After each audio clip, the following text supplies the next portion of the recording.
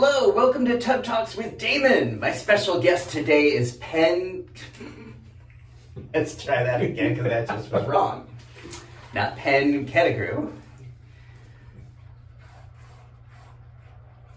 Hello, welcome to Tub Talks with Damon, on location in DC, in another bathtub. My special guest today is Ken Pettigrew, an inspiration, a role model, an advocate, someone whose work I've been following and admiring, and that's our tub overflowing, so that's going to happen. Damon's in Tub Talks.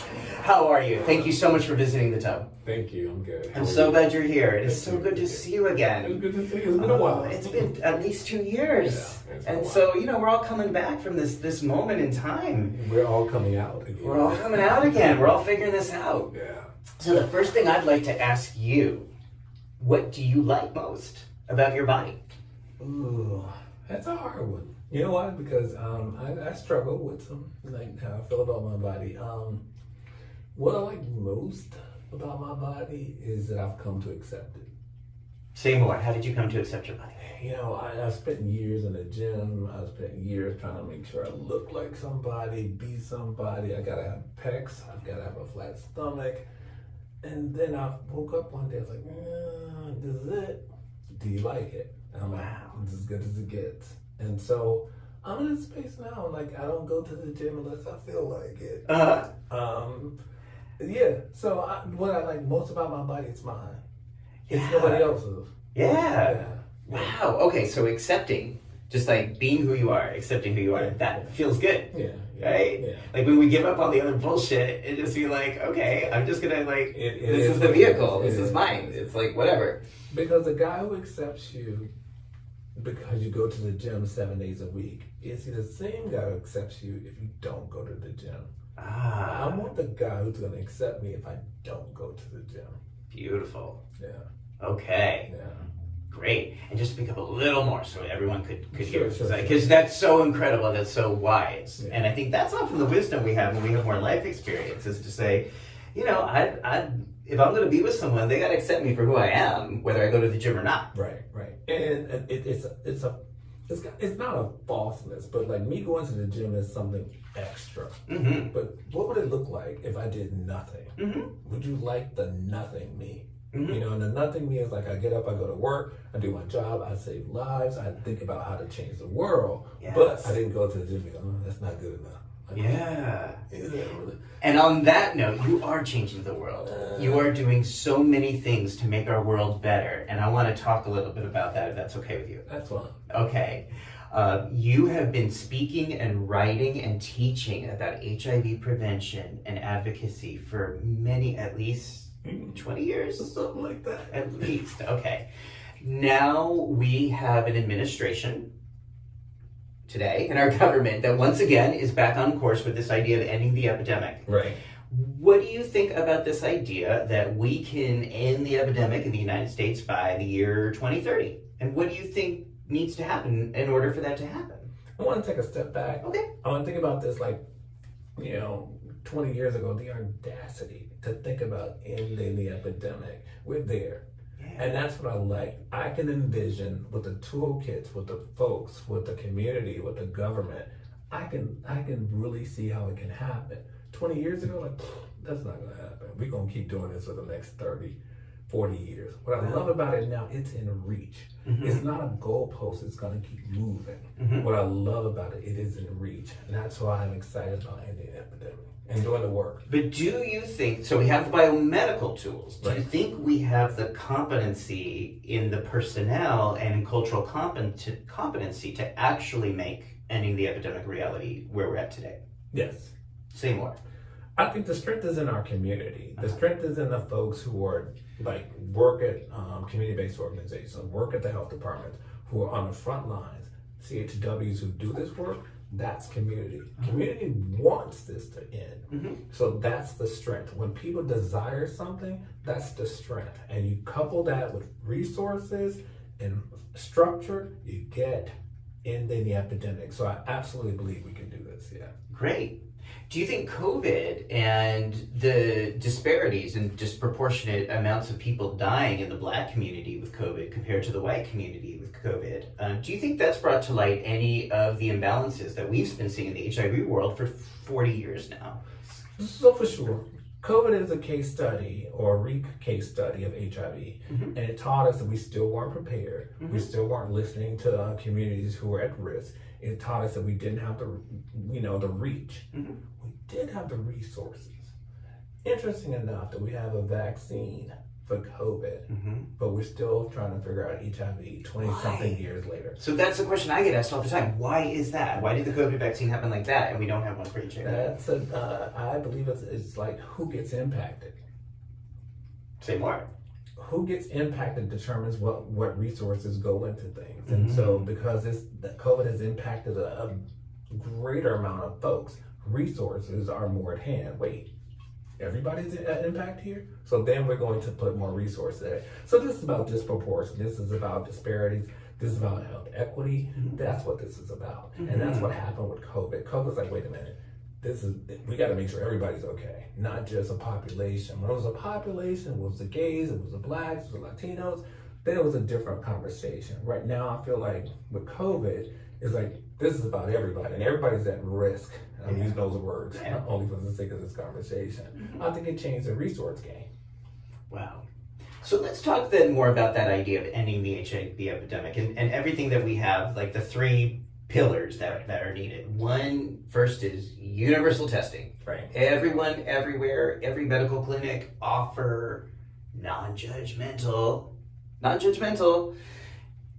HIV testing for all people, right? Do you think we're on the path to make that happen?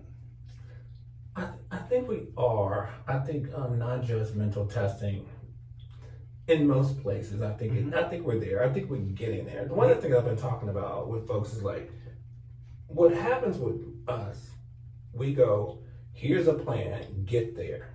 We never go, here's a plan, let's walk to it. I don't think we have a good sense of how to walk through stuff. Well, you think about like therapy. You don't go, here's a problem, solve it. It's walk through the problem. And so when we think about things like universal testing and all these things, like everybody's not on board. How do we bring? I use the analogy, and I'm being very respectful. When we think about our transgender community, everybody's transitioning. Where's the transition rather than where do we land? I think for us, it's like put it in the microwave. Ta-da! What do we have? I feel like we should be at what is the transition? How do we cook, walk? Transition is all the way through, and I don't think we're good at that. And I think that creates the challenge for us. What would a different step look like for you? A different step is like, what does it mean to be? How do we sort of put people in places and spaces? Like for the person, like I'm not ready. I could be. This is a simple. Social work stuff. Motivational interviewing, pre-contemplation. I'm here. What does the continuum look like? And are we interested in the continuum or are we interested in the outcome? I think we're interested in the outcome rather than the continuum. The continuum is these folks are on all these different places. And so how do we work with that? And we do have the resources to do that, but we have to understand that there's so many spaces along the continuum to get where we're trying to go. Yes. Okay. So working with, I think what I'm hearing you saying is that if we were more willing and able to work with ambivalence and the steps it takes for someone to take action, I think that's where a lot of these plans kind of miss. They talk about the plan, but they forget that there's human beings who have ambivalence and fear in the process of getting tested. Not to mention, for me, what I think is the stigma and the fact that being HIV positive is still a crime in most states in the US. So it's like if you think you might be living with HIV and you're someone who might be selected to be imprisoned for being HIV positive, which is basically only men of color, that would be a detriment to getting tested, even if it's offered on your street corner. Right? And I always use the analogy of, I think about my grandmother. My grandmother didn't go from me coming out, oh my God, I love you. She went step by step, I love my grandchild. And that's what we have to do around all these interventions and the folks that are involved. Like, what are the steps in between that make sense? All right, and then the second pillar we're talking about is treatment, making sure that all people living with HIV have the ability and access to medications that get them virally suppressed. And that when they're virally suppressed, well, for me, the goal of that is that people living with HIV then live and thrive with HIV. But then the secondary gain is that they also cannot transmit HIV to negative partners. Do you think we're on track to see that happen in the next 10 years? I think we're on track, but I think there are two components. So there's the access treatment, right? Mm-hmm. But I also think there are two things to think about. There's, can I get it? Why won't I get it? And why won't people get it? Right. And so, like, why can't I get it is these structural issues. There's the stigma related to it. There's these access to getting it, because there may be language barriers. And there's other things around why don't I get it might be related to trust. So that's different from stopping you at the door versus me coming in. And so we have to look at those very separately. They may not take it because of trust in who? In the system. They may not trust the system. They may not come in. They don't know who they can talk to, who they can believe and have confidence in. So it's a matter of trust. Yeah. Wow. And then the third thing we keep talking about is PrEP. PrEP means that someone who's HIV negative could prevent HIV by taking either a daily pill or an on-demand pill. And they just said today at this update that I went to that only about 25% of eligible Americans, or people who are significantly at risk of acquiring HIV, are actually using PrEP right now. And of course, 75% of them are white Americans. So where are we going wrong with that? What needs to change for that to change? So this is a huge structural issue. Yeah. So I'm from the projects. Yeah. Do you plant flowers in the projects? You don't. So we got to create a world for people who believe it's worth me taking that pill, that there's something outside the world I live in. Meaning, how do we create a vision? If this pill means that I'm going to be 70 years old and I have access to resource, I have access and equity. The problem is, if I was 19 years old and I believe I'm going to probably wind up in jail, not educated, blah, blah, blah, why do I take this pill? What's the incentive? My incentive for taking a pill should not be that I get caught up in the system. My incentive for taking a pill is that I get access to wealth, resources, and employment, all those things. So we've got to create a world that says, you take this pill today, gives you access to a world tomorrow.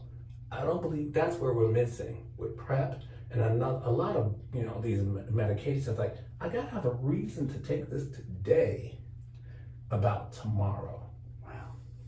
Okay, thank you. I've never quite heard that put that way, and that makes so much sense the way you're saying that. I've often thought we live in a country that, especially for most of the last 5 years, was exemplifying the fact that Black lives don't matter. Meanwhile, here in the HIV community, we're trying to say, please take PrEP, please take PrEP. But that's not being reflected in any political, financial, or in the voting structures in the larger American sense. And I feel like it's a mixed message. And I feel like you're kind of saying, we want people's lives to be abundant and joyful and have an investment in their own future. And you take care of what you know is to come. Yeah. What you believe is to come. And if you don't believe even to it's to come, you're like, why bother? Yeah. So CDC loves to spout out the statistics that 1 in 2 Black men who have sex with other men will become HIV positive in their lifetime. Do you think that's true? And is that even helpful or relevant in anything we're talking about today? I believe it's a misquote. Okay. The misquote, if we do nothing else at the time that statistic came out. It means if we do nothing, no more toolkits, no more interventions, and we just keep chugging along as we are, this is likely. But we have the resources, and we have the technology, and we have the infrastructure to make that not happen. And I think what people heard was, oh my God, 1 and 2, we're in trouble. No. If we do nothing, if we stay the course as we are now, this is where we're headed. What they're saying is, if y'all don't do anything, this is where y'all headed.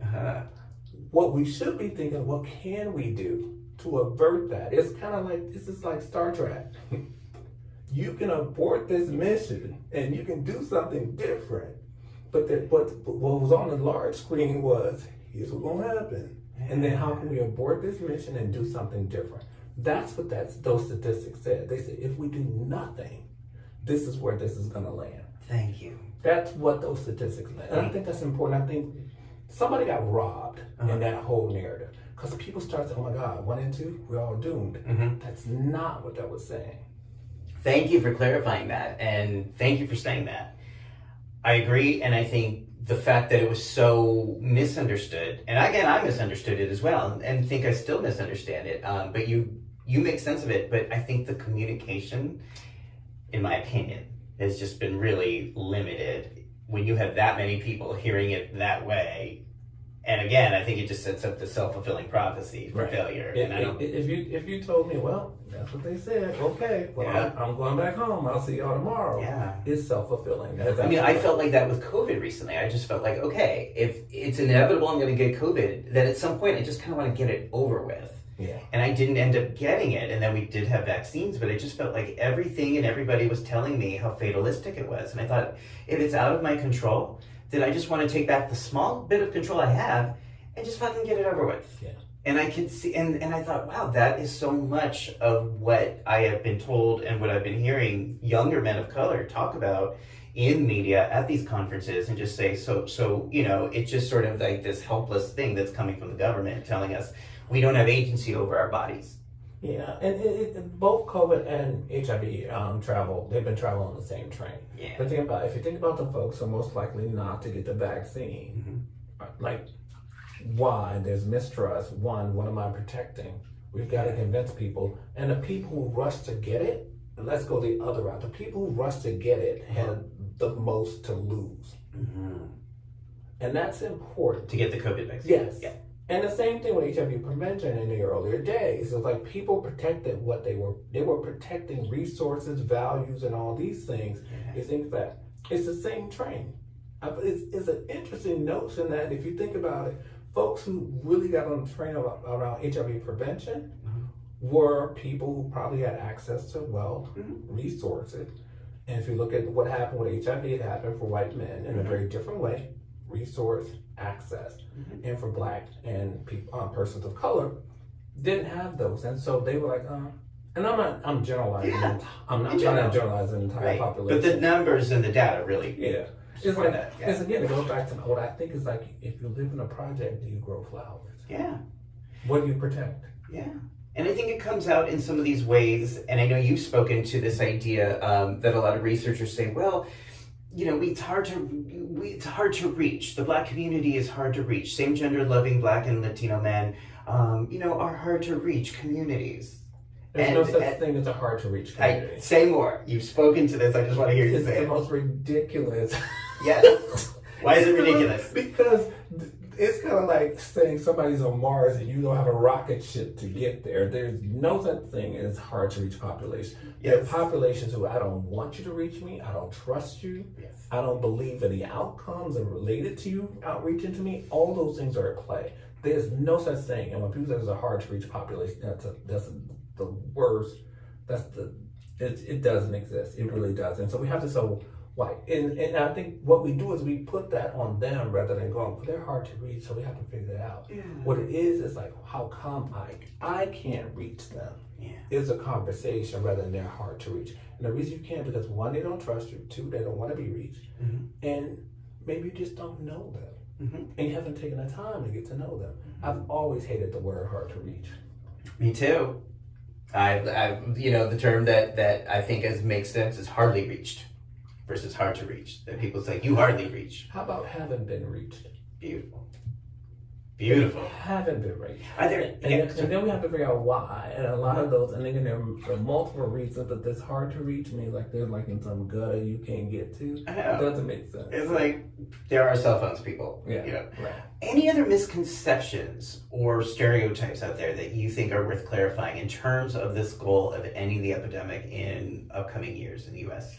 The only thing I think we need to underscore is the people we're trying to end the epidemic are not aware of the plan and not fully engaged in the plan or even the messaging around ending the epidemic. Mm-hmm. The people, you mean like people working in the field, or the people receiving services? The people receiving the services. I think it has not pushed down to that, and it has not pushed down in a way that is positive.